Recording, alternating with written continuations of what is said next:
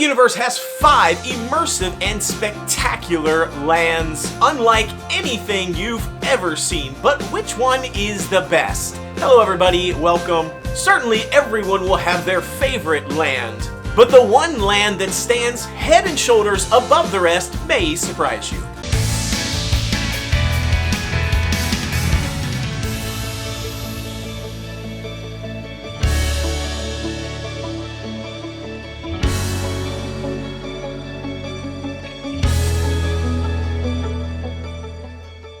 Epic Universe previews are well underway, and we are marching towards that grand opening date of May 22nd in 2025. Reviews from team members, annual pass holders, media, and guests continue to pour in. And it's quickly becoming clear which one of these lands seems to be the favorite overall. As you know, Epic Universe has 5 themed lands overall. Celestial Park there right in the center. They've got Super Nintendo World, then it goes over to Dark Universe, Ministry of Magic, the Wizarding World of Harry Potter, and How to Train Your Dragon, Isle of Berk. Now each of these have their own standout attractions, restaurants, entertainment, meet and greets, but which one of these lands really is the best? Based on my own personal opinion and experiences at the park, and this is gonna come as a surprise to you, it was even a surprise to me, to be totally transparent, but what so many guests and myself are seeming to agree to is that the best land in all of Epic Universe is How to Train Your Dragon, Isle of Berk. When all the lands were first announced, I thought for sure that Dark Universe was gonna be my number one. That was gonna be the go-to. That was clearly gonna be my favorite land of all of Epic Universe. Dark Universe really is just a land unlike anything else anywhere in any theme park. It just doesn't exist.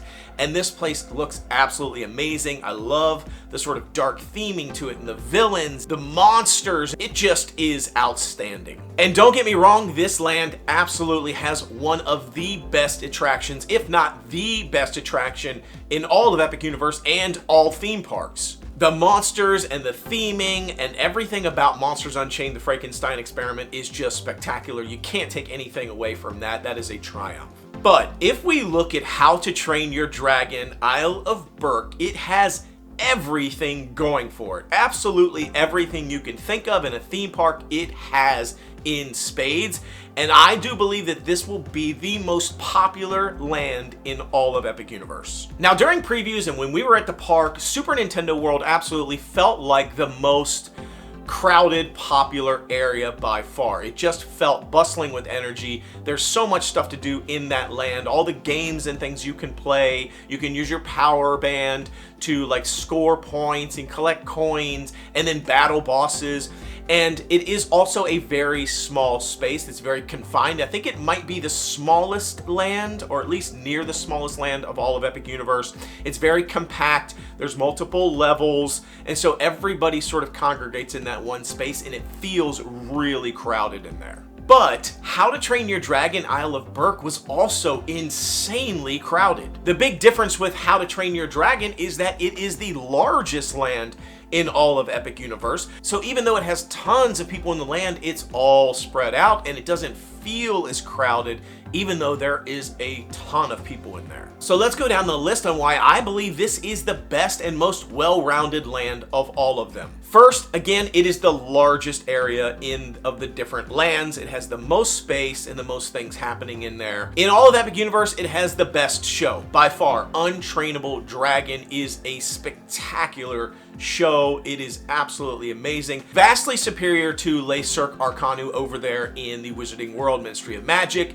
It is an amazing show with a huge, enormous, toothless dragon that flies over the audience. It's very engaging. It is literally a Broadway quality show. Isle of Berk also has 3 attractions. 3 marquee attractions in this land, which is the most of any land other than Super Nintendo World. Super Nintendo World also has 3 attractions, but all of the other lands have 1 to 2 attractions per land. Those 3 attractions are Dragon Racers Rally, which is sort of the carnival-like spinning ride attraction that you can get on.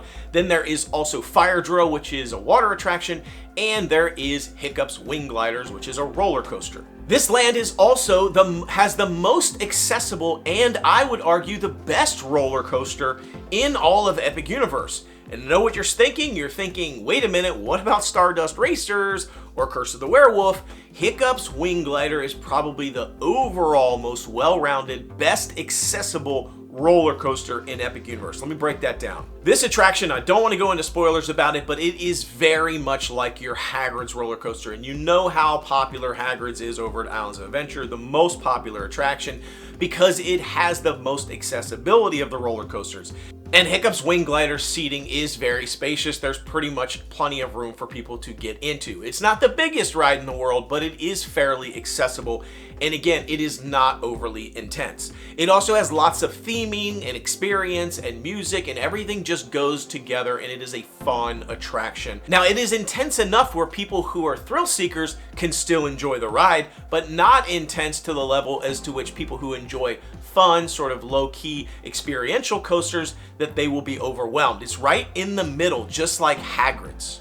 So I think this will be one of the most popular attractions in all the park, and again, it is the most accessible and most experiential. I call it like the Hagrid's light roller coaster, and it is phenomenal. I believe that if you've never ridden it before and you don't have a lot of expectations, you're going to go in and you're going to be blown away by it because you are not expecting it to be as good as it really is. Isle of Berk also has the best, arguably, quick service location, the mead hall of all of the different areas. It has lots of delicious food in there, and it is themed beautifully. It's amazing. It has lots of space. It's pretty easy to get a table in there. They got a lot of variety of different foods in there. They've got salads, they've got barbecue style food, they've got burgers, seafood, platters, lots of different options to choose from. It's themed very well and has a good variety. And a lot of people believe that Mead Hall is probably one of the best quick service locations. There are other ones that have great food and great styling, but this seems to be one of the most popular. Isle of Berk also has arguably the best Quick Bites location, Hooligans, Grog, and Gruel. It has all these amazing like mac and cheese cone, different types of handheld sort of like these like sandwich cone things that everybody absolutely loves, and the line for that place is always super long. All during previews, it seems to be like the one location that everybody is clamoring for and trying to get one of these amazing cones. Moving back to the attractions, Isle of Berk has the only water attraction. It's the only one where you can get wet and cool off in the hot summer sun. Although I am not a huge fan of water attractions where you get wet, I do think they are needed in the park and people love them, and they have the only one in the entire park. And it is a nice, accessible attraction. Again, everybody can ride it. It's very comfortable. It's very easy. You do get wet. It's a lot of fun. It's gamified. It's really cool. Isle of Berk also has the best character meet and greet. The Toothless and Hiccup meet and greet is the #1 meet and greet, I think, in all of Epic Universe. It's the one everybody wants to do. They all want to stick that hand out and sort of like meet and tame Toothless and be able to interact with Toothless. There is always a really long line for this character interaction. I think everybody is clamoring to see that one. I think overall, even though there are amazing meet and greets throughout all of the lands, right now the Hiccup and Toothless is probably the most popular and the one most people are looking forward to. I also feel that Isle of Berk has the best character interactions. I met so many different characters in my time there, lots of them just roaming, some of them at fixed locations, getting to meet all these characters from How to Train Your Dragon and their costuming and just their personalities, and they just absolutely nail it. They have so many amazing character interactions. They even have these miniature little dragons, basically toothless children are roaming through the park. You get to see them. They have so much amazing technology going into these character interactions. They have free roaming characters that you can just talk to and interact with. They have fixed locations where the characters are and you can watch them almost like little mini shows. And of course they have the standard meet and greets like Hiccup and Toothless. I just think from a character interaction perspective, they have the most, and they have the most appealing for a lot of the audience. Adults all the way to children love a lot of these characters and want to see them come to life. Overall, Isle of Berk, in my opinion, has the best immersion by far. I think the theming of the land, the water that exists in the land, the space, the statues, the towers, all the little animatronics that are all throughout the land. This one has insane level of animatronics. Now, don't get me wrong, Super Nintendo World has lots of animatronics as well, but they're almost more like decorative animatronics, like coins and Goombas and things moving back and forth, and it feels like there's a lot of kinetic energy in the space. But How to Train Your Dragon Isle of Berk weaves those characters or those animatronics into the land in a way that it almost feels lifelike and real, and you just walk past them and there will be like sheep sort of roaming there, and in another area there's a dragon that blows like, you know, icy cold air on you, and there's just so many little elements of things where there's like animatronics that you would expect to be in like an attraction, like a ride, because they're that quality, and they're just hanging out on the side of the sidewalk that you're walking on, and you're like, whoa, what's going on over there? So they have all these like little touches that feel like it makes the land come alive and feel completely immersive. You walk into that portal and it is just a different world altogether, and it feels all connected. There's lots of energy. It has lots of what feels like natural elements and beauty, like trees and shrubs and things and towering wooden structures. It's just amazing. They also have probably the best relaxation area right there near Fire Drill. There's this covered seating there that sort of spans that entire area over there with the water in front of it. And there's lots of space for seating there to just chill, relax, enjoy, and watch the Fire Drill boats go by and interact. You can sort of see the attraction. It's just a really nice hangout spot that I don't feel like any of the other lands really have. This place has the most, in my opinion, when it comes to sort of that like covered relaxation space.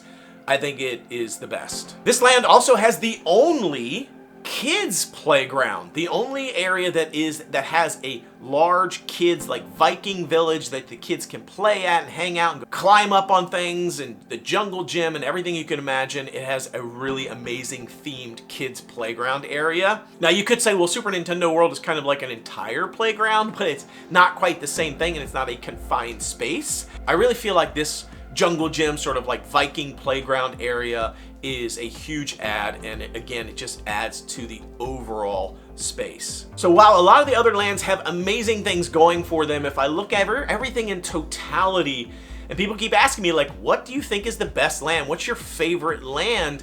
It is so hard to decide. It really is, because there's so many amazing things about every other land. But if I really look at it in totality of everything that a land has to offer, How to Train Your Dragon Isle of Berk has it all.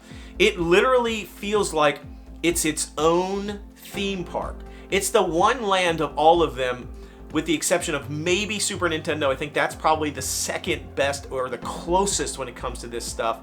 How to Train Your Dragon Isle of Berk feels like I just paid for admission to another theme park, but it was included in the theme park admission that I already got. So I go into Epic Universe and have this whole experience, and then I have this whole other portal to How to Train Your Dragon, which feels like a theme park unto itself, because it's so big, so sprawling, so complete. Shows, best restaurants, awesome quick bites, amazing immersion, great roller coasters, great kids playground areas, tons of meet and greets, animatronics that are just crazy.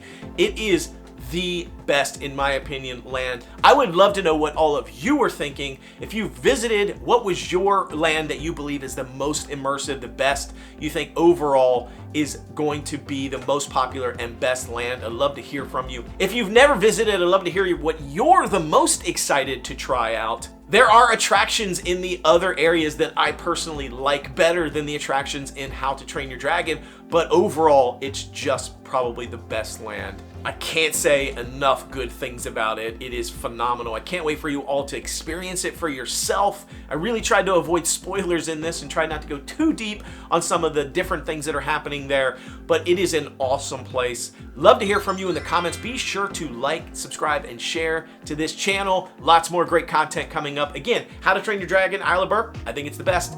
Want to hear from you. Until I see you next time, the noble way is the easy way. Bye-bye, everybody.